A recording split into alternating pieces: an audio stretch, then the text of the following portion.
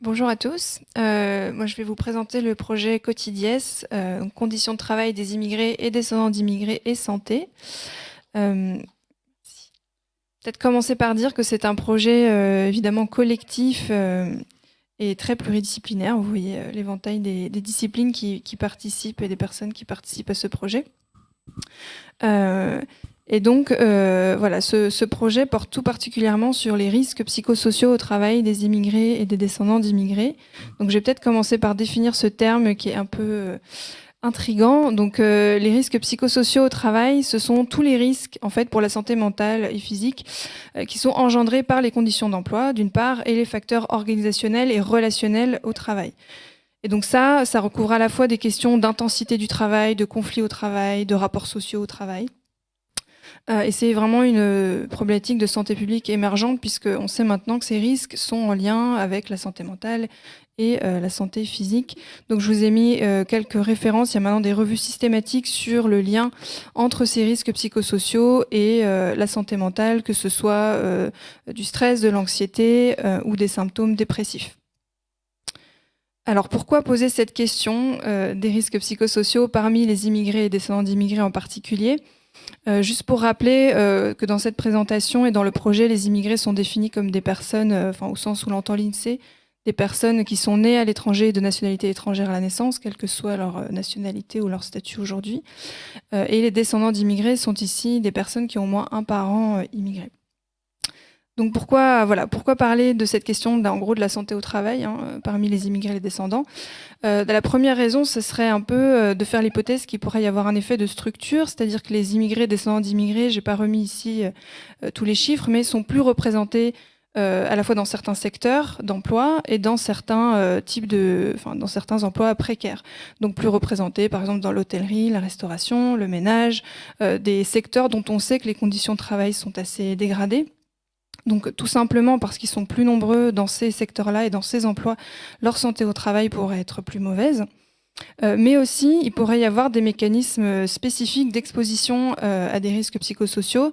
Qu'est-ce que j'entends par là ? On a parlé ce matin de médecins syriens qui se retrouvent dans des professions très sous-qualifiées à l'arrivée.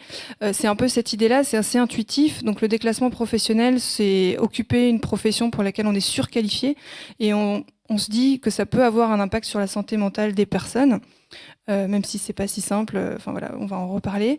Donc ça, c'est un premier élément qui est propre à l'expérience de migration. Mais il y a aussi tout ce qui tourne autour de la discrimination au travail. Le fait de connaître plus fréquemment la discrimination au travail, ça pourrait aussi occasionner une santé mentale, voire physique dégradée. Donc voilà, il y a une raison pour laquelle on pose cette question-là dans cette population. Alors, il y a toute une littérature, mais en fait pas si fournie à l'international sur le lien entre santé au travail, sur la santé au travail des immigrés, pardon. J'ai mis deux références là, mais dans ces deux études un peu générales qui font un peu le panorama des données disponibles en santé, ce que remarquent les auteurs, c'est qu'il y a un focus en fait soit sur certaines populations d'immigrés précaires, les réfugiés, ou certains secteurs d'activité, mais qu'en fait on n'a pas vraiment d'idée très claire sur l'ensemble de la population immigrée qui n'est pas que précaire et qui est très diverse sur la santé au travail.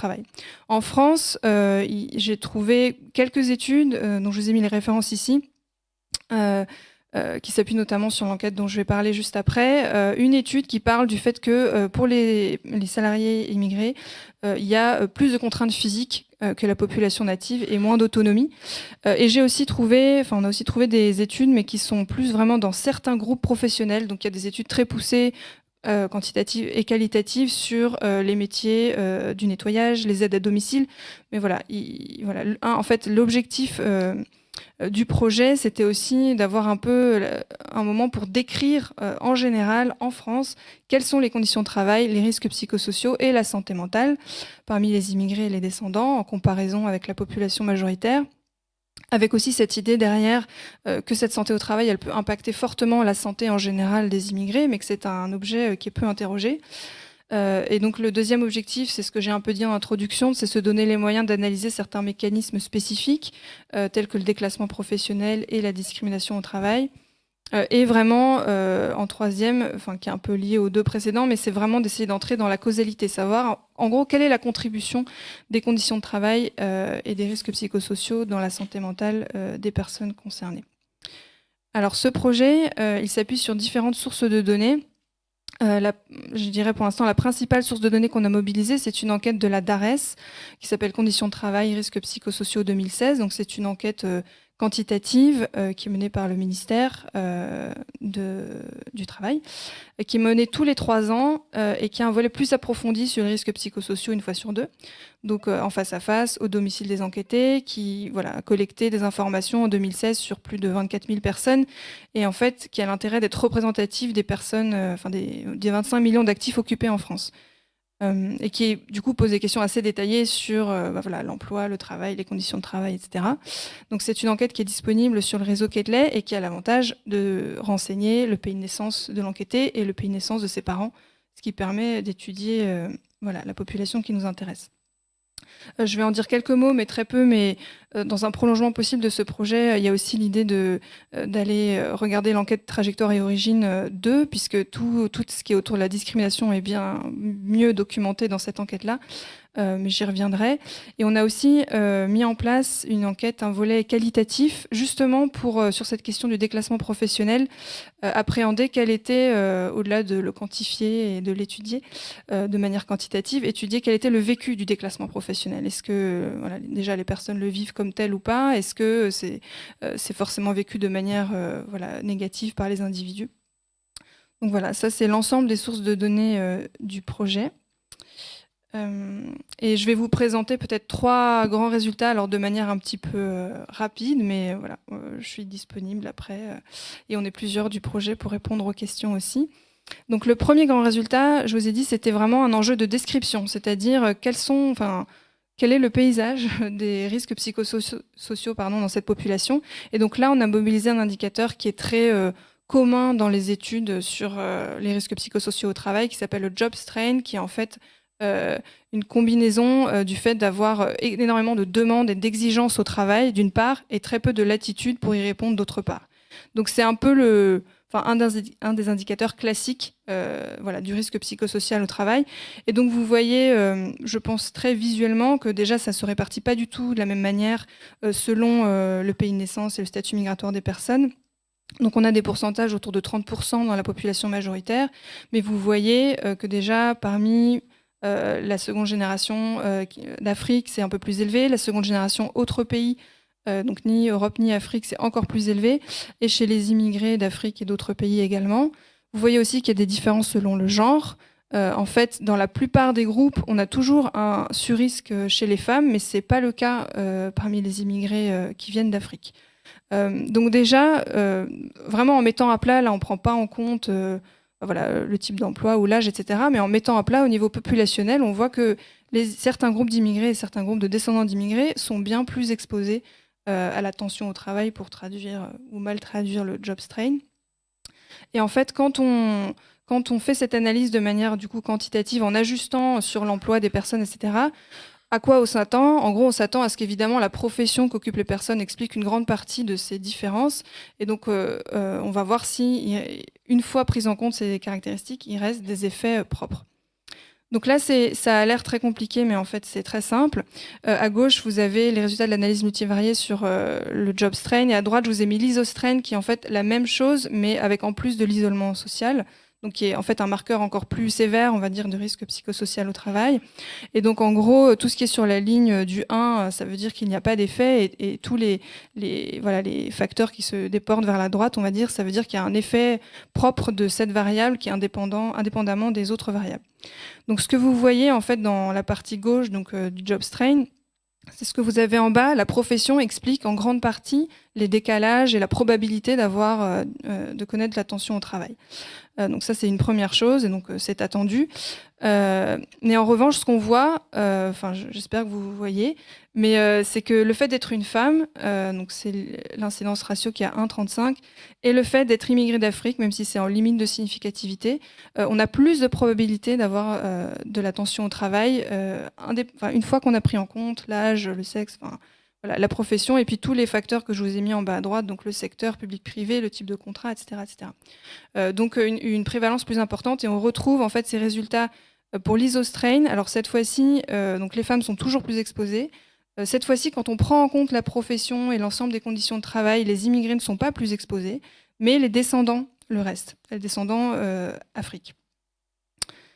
Donc pardon, ça va un peu vite, mais juste pour vous dire qu'on a donc une prévalence plus importante des risques psychosociaux et qu'en plus on vérifie avec les données de l'enquête que parmi ces groupes, cette tension au travail est bien associée à des indicateurs défavorables de santé mentale. Ici, on a regardé en particulier l'anxiété. Même une fois qu'on a pris en compte voilà, le sexe, l'âge, la situation familiale des personnes, les antécédents de santé mentale. Donc voilà, on met en évidence qu'il y a bien un lien entre le risque psychosocial au travail et l'anxiété dans cette population. Donc voilà, c'était un premier volet, ça nous a permis d'avoir une première estimation en fait, du job strain et de l'isostrain parmi les immigrés et les descendants. Ce sont donc des niveaux élevés, plus élevés qu'en population majoritaire, et qui ne sont pas uniquement expliqués par le métier et les conditions d'emploi. Et donc, voilà, ça laisse un peu la porte ouverte à d'autres pistes. Est-ce que c'est le déclassement professionnel? Est-ce que c'est la discrimination au travail qui fait que, à profession égale, on va dire, et à secteur d'emploi égal, il y a une santé mentale, un risque psychosocial plus dégradé. J'avais mis mon chronomètre qui s'est éteint, donc je vais passer vite sur les deux autres types de résultats. Donc la deuxième étude qu'on a faite, c'est sur le déclassement professionnel dont je vous parlais tout à l'heure. Donc là, c'est pareil, on a vraiment mis à plat, on a construit un indicateur de déclassement professionnel et regardé comment ça se répartissait entre la population majoritaire, les immigrés, les descendants d'immigrés. Donc sans surprise, on voit que le déclassement professionnel est plus fréquent chez les immigrés, mais on voit aussi qu'il est plus fréquent dans certains groupes de descendants d'immigrés, donc des descendants d'immigrés qui occupent des professions pour lesquelles ils sont surqualifiés.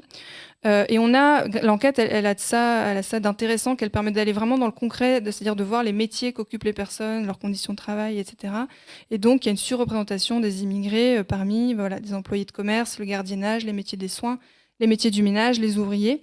Après, ça se décline selon les origines des personnes, mais c'est juste pour vous dire que ça permet de rentrer vraiment dans le concret. On a pu aussi, je ne vais pas aller trop lentement parce que je ne sais pas où j'en suis, mais il me reste 5 minutes. Ok, parfait. Merci Antonin. On a étudié cette dynamique de déclassement en fonction de la durée d'installation. Donc à la fois voir que certes, plus on a passé de temps en France, moins on a de chances d'être déclassé, vu qu'on a pu peut-être faire des formations, on a pu petit à petit accéder à une profession qui correspond à son niveau d'études. Mais c'est très très lent. C'est-à-dire que ce qu'on voit, c'est que vraiment, en gros, c'est les 3 premières décennies, on a des niveaux de déclassement très stables. Donc ça laisse à penser que, comme on le discutait ce matin, le processus d'insertion sur le marché du travail est difficile.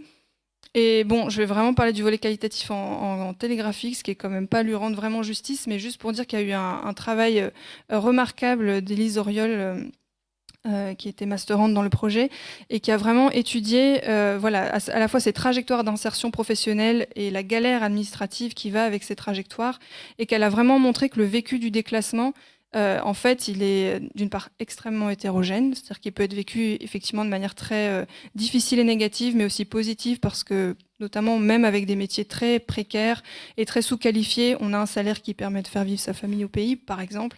Mais voilà, en tout cas, le vécu du déclassement est très divers, et il y a toute une série de stratégies d'adaptation des personnes qui sont mises en place pour circonvenir ou dépasser ces situations de déclassement professionnel.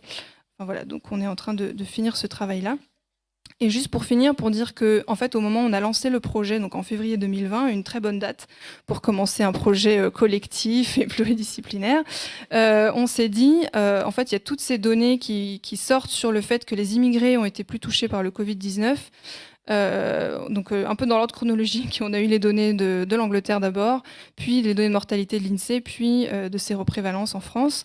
Et donc il y avait toute cette question, je pense vous vous rappelez au moment du premier confinement, de est-ce que il y a des personnes qui sont dans des métiers essentiels et qui du coup sont plus exposées potentiellement au Covid. Et donc on s'est dit, on a là une base de données qui précise bien à la fois le pays de naissance, le fait d'être immigré, et puis dans quel métier sont les personnes. Donc on a fait une petite étude vraiment très descriptive, mais qui permet de montrer qu'effectivement, en France, en tout cas en 2016, les immigrés d'Afrique et les personnes nées dans les DROM étaient surreprésentées dans ces métiers essentiels. Voilà, et donc les perspectives de ce travail, c'est d'une part d'aller plus en détail dans... J'ai mis mieux comprendre l'influence des risques psychosociaux sur la santé mentale, et là c'est des approches plus en termes de causalité, pas juste montrer qu'il y a des associations, mais essayer de voir comment les conditions de travail et les risques contribuent à la santé mentale. Étudier le lien entre discrimination au travail et santé mentale, ça, moi ça m'intéresse beaucoup, et plusieurs membres du projet également, donc je pense qu'on va poursuivre dans cette direction-là. Et puis construire un programme de restitution des connaissances aux acteurs concernés, maintenant qu'on a des résultats et que c'est possible de se voir en vrai. Donc ça, c'est vraiment la piste pour l'année qui vient. Et voilà, je vous remercie beaucoup de votre attention.